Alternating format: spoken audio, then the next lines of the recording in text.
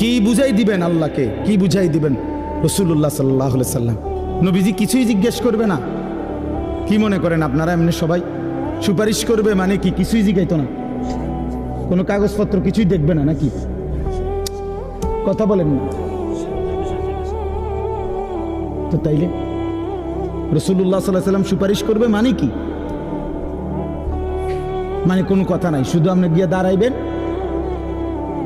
আর আপনারা ব্যস্ত বুঝ দিয়ে লাগবে নাকি? তো তাইলে হিসাব করলো কেন? ডান কাদের বাম কাদের ফেরেশতা লিখলো কেন? আমল নামা তৈরি হইল কেন? মিজানের পাল্লায় ওজন হবে কেন? হাসরের ময়দান বিচারের ময়দান বলা হইল কেন? বুঝেন নাই কথা? তো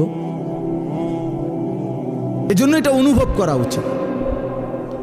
রাসূলুল্লাহ সাল্লাল্লাহু আলাইহি সাল্লাম সরাসরি তাফসিরে আছে।